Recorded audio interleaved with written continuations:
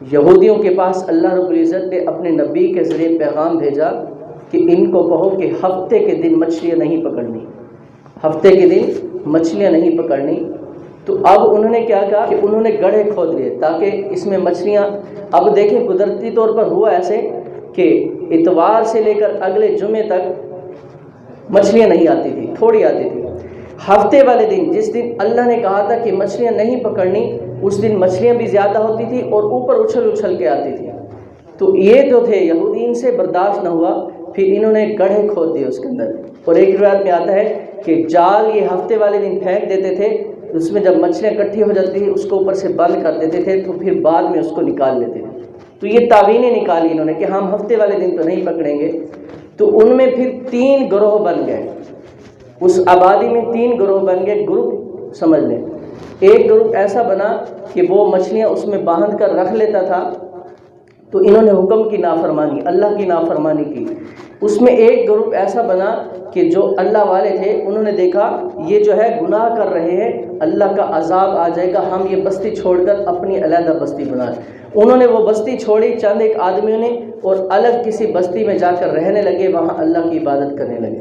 اور تیسرا گروپ اس میں ایسا بنا کہ انہوں نے جو کچھ ہو رہا تھا اس کو غلط بھی نہیں کہا، برا بھی نہیں کہا، ان کو ان کے حال پر چھوڑ دیا، بھئی یہ جو کرتے ہیں کرتے ہیں، انہوں نے اپنے کام سے کام رکھا۔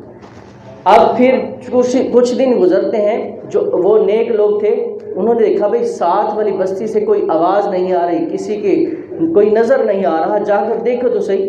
اب وہ جو اللہ والے لوگ تھے آ کر اس بستی میں دیکھا تو جو نوجوان مرد عورتیں تھیں وہ بندر بن چکے تھے، اور جو بوڑھے تھے وہ خنزیر بن چکے تھے۔ تو انہوں نے اللہ کی نافرمانی کی کہ ایک چھوٹا سا حکم توڑا، ایک کہ بس یہ مچھلیاں نہیں پکڑنی۔ تو میرے دوستو، یہ اللہ کے نبی کی دعا ہے، حضور کی دعا ہے، نہیں تو کتنے گناہ ہم کر رہے ہیں۔ ہم نماز نہیں پڑھتے، ناپ تول میں کمی ہم کرتے ہیں، ملاوٹ ہم کرتے ہیں۔ تو میرے دوستو اس سے توبہ کرنی ہے۔ جب اللہ کی نافرمانی شروع ہو جاتی ہے تو پھر اللہ رب العزت چھوٹے چھوٹے عذاب دے گا۔ کیوں؟ اللہ کے نبی کی دعا ہے کہ ان پر عذاب نہ پڑے، بڑا عذاب نہیں، چھوٹے چھوٹے عذاب آتے ہیں، کبھی رزق کی کمی، کبھی بے سکونی، کبھی بیماری، کبھی گھر میں لڑائی، یہ چھوٹے چھوٹے عذاب ہیں اللہ کی طرف سے۔